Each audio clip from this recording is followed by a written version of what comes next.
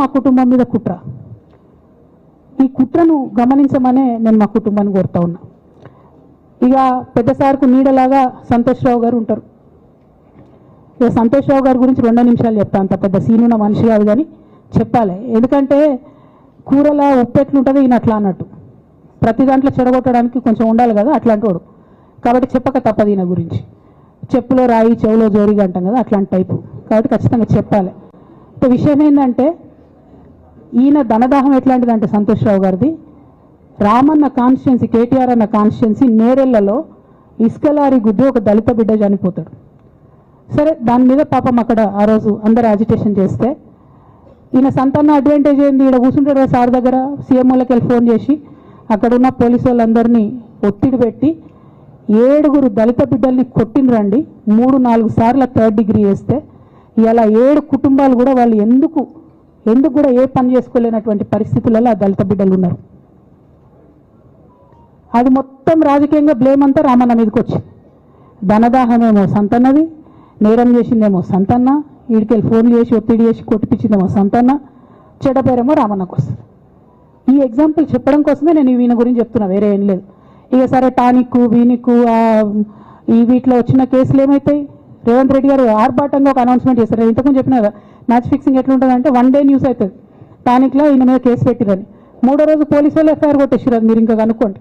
Call చేసేసారు, case మూసేసారు. ఏం understanding ఉంది, ఎందుకు మూసేసారు? At the same time Harithaharam, తెలంగాణకు హరితహారం అని పెద్దలు కేసీఆర్ గారు పెద్ద కళతోని 230 కోట్లు అక్కడ గోబీ డెజర్ట్ల వాళ్ళు చెట్లు పెట్టి చైనాను కాపాడుకున్నారు. మనం అదే స్థాయిలో తెలంగాణను బాగు చేసుకోవాలని పెద్దసారి హరితహారం అని పెడితే ఈయన దాంట్లో నకిలీ ప్రోగ్రామ్ గ్రీన్ ఇండియా ఛాలెంజ్ అని పెడతాడు. తెల్లారులేస్తే సినిమా వాళ్ళని తీసుకురావాలి, రోజు ఒక ఫోటో వేసుకోవాలి. దాని వెనుక ఉన్న కుట్ర ఏంటంటే జీవో అమెండ్మెంట్ అవుతుంది సంతోష్ గారి గురించి. ఆ ఫారెస్ట్లను 10% ఇన్కమ్ ఎవరన్నా ఇస్తే అమ్యూజ్మెంట్ పార్క్లకు ఇస్తారన్నట్టు. దానికోసం జీవో అమెండ్ అవుతుంది. దానికి ప్రభాస్ గారిని, చిరంజీవి గారిని, అనేక మంది సినిమా స్టార్లను మోసం చేసి వాళ్ళని తీసుకుపోయి వాళ్ళతో ఫోటోలకు పోజులు ఇప్పించి ఫారెస్ట్లను కొట్టేయాలని ప్లాన్ అయినది. ఇక ఈయనకి 2-3 మనుషులు ఉంటారు సంతనకి. ఆయన పోచంపల్లి శ్రీనివాస్ రెడ్డి అని ఎమ్మెల్యే. ఇది నాకు విషయం ఎవరు చెప్పారంటే మన పల్లరాజేశ్వరరెడ్డి అన్ననే చెప్పిండు. మీకు ఏమైనా డౌట్లు ఉంటే ఆయన అడగవచ్చు. ఈ పోచంపల్లి శ్రీనివాస్ రెడ్డి అనేట ఆయన వరికోల్ అనే ఊరు, సామాన్య కుటుంబం, మధ్యతరగతి కుటుంబం. ఇవాళ అక్కడ ఆయన శ్రీమంతుడు అని పిలుస్తారు పోచంపల్లి శ్రీనివాస్ రెడ్డి గారిని.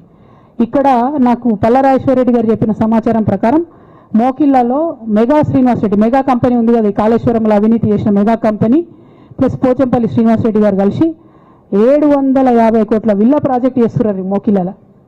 ఏడికెళ్ళి వచ్చినాయి అవి? అవినీతి డబ్బులు కాదా? ఎట్లా వస్తాయి? ఎవరైనా who is this Pochampalli Srinivas Reddy? Santosh Rao classmate. అది తప్ప ఆయనకున్న అర్హత ఏం లేదు. ఆయనకి ఎమ్మెల్సీ వస్తుంది, కాంట్రాక్ట్లు వస్తాయి, ఇంకేందో వస్తాయి. అట్లనే నవీన్ రావు అని ఇంకొక ఎమ్మెల్సీ ఉంటాడు. ఆయన డైరెక్ట్గా మా ముఖం పట్టుకొని అందరం కూడా అంటాడు, నాకు ఎమ్మెల్సీ ఇచ్చింది కేసీఆర్ గారు అన్నా, నాకు దేవుడు సంతోషం అంటాడు ఆయన. నిన్న మొన్న వాళ్ళ ఫాదర్ని పట్టుకున్నారు పేకాటల. ఏమైంది కేసు? ఆల్రెడీ నవీన్ రావు గారు పోయి మన ముఖ్యమంత్రి గారు కాళ్ళు పట్టుకున్నట్టుగా తెలిసింది. వాళ్ళ తండ్రిని విడిచిపెట్టారు, ఈయన మీద భూ కబ్జా కేసులు ఉంటే అవి విడిచిపెట్టారు. అంటే ఓ పక్క సంతోష్ రావు గ్యాంగు, ఇంకో పక్క హరీష్ రావు గ్యాంగు 100కు 100% రేవంత్ రెడ్డి గారితో, ఇక్కడున్న కాంగ్రెస్ ప్రభుత్వంతో, అవసరమైన సందర్భంలో పైనున్న బీజేపీతోని వాళ్ళు కోఆర్డినేషన్లో ఉండి బీఆర్ఎస్ పార్టీకి జలగల్లాగా పట్టి పీడుస్తున్నారు. నిరంతరం బీఆర్ఎస్ పార్టీకి నష్టం చేస్తున్నారు. ఎంత దారుణానికి ఒడిగట్టిరంటే ఆఖరికి నా ఓటమితో ప్రారంభమైంది అది. నిజామాబాద్లో నా ఓటమిలో కుట్రలు చేశారు. ఆనాడే మనం రివ్యూ చేసుకుంటే బాగుండలేదు. కానీ ఇప్పుడు అది ఎక్కడికి వచ్చింది? కామారెడ్డిలో పెద్దసారి ఓడిపోయేదాకా వచ్చింది పరిస్థితి. 3వసారి ప్రభుత్వం పోయేదాకా వచ్చింది పరిస్థితి. ఒక్కొక్క ఎలక్ట్ అయిన ఎమ్మెల్యేని, ఓడిపోయిన ఎమ్మెల్యేలు, పత్రికా మిత్రులు మీరు మాట్లాడండి. సంతోష్ రావు గారి బాధితులు నాకు మామూలుగా ఫోన్ చేస్తలేరు. అచ్చా, ఈ కంపెనీ పేరు బ్లూఫిన్ అట, మోకిలా. పల్లరాజేశ్వరరెడ్డి అని అప్పుడు పంపిన మెసేజ్ చూస్తున్న పాతది, బ్లూఫిన్ కంపెనీ మోకిలా. అయితే నేనేమంటున్నా అంటే ఇంత స్పష్టమైనటువంటి నేను ఇస్తున్నా, రేవంత్ రెడ్డి గారిని నేను ఛాలెంజ్ చేస్తున్నా. మరి ఎందుకు మీకు మీ ఏసీబీ వాళ్ళకు వీళ్ళ ఇండ్లు అడ్రస్లు దొరకలేవా? ఏం అండర్స్టాండింగ్ ఎందుకు లేదు మీకు? లేకపోతే మీరు చర్యలు ఎందుకు తీసుకుంటలేరని నేను సూటిగా రేవంత్ రెడ్డి గారిని ప్రశ్నిస్తున్నా. ఇక తర్వాత వారు ఏం చేస్తారన్నది నాకు సంబంధం లేదు. ఇక నేను మాత్రం పర్టికులర్గా మళ్ళీ ఒకసారి నా బీఆర్ఎస్ పార్టీ కుటుంబ సభ్యులందరికీ, మా సొంత కుటుంబ సభ్యులకు కూడా రిక్వెస్ట్ చేస్తున్నది ఏంటంటే, నాకు 27 సంవత్సరాలు ఉన్నప్పుడు నేను రాజకీయాల్లోకి వచ్చిన, తెలంగాణ ఉద్యమం కోసం వచ్చిన. ఇవాళ నాకు 47 సంవత్సరాలు. అంటే నా 20 సంవత్సరాల జీవితం అంతా కూడా నేను బీఆర్ఎస్ పార్టీ కోసం, కేసీఆర్ గారి కోసం, తెలంగాణ జాగృతి కోసం, తెలంగాణ ప్రజల కోసం, తెలంగాణ ఆడబిడ్డల కోసం నేను గడిపిన. సడన్గా ఇవ్వాలా నీకేం సంబంధం బీఆర్ఎస్తో అని, నువ్వెవరు అని చెప్పి సస్పెన్షన్ ఒకసారికి పంపిస్తే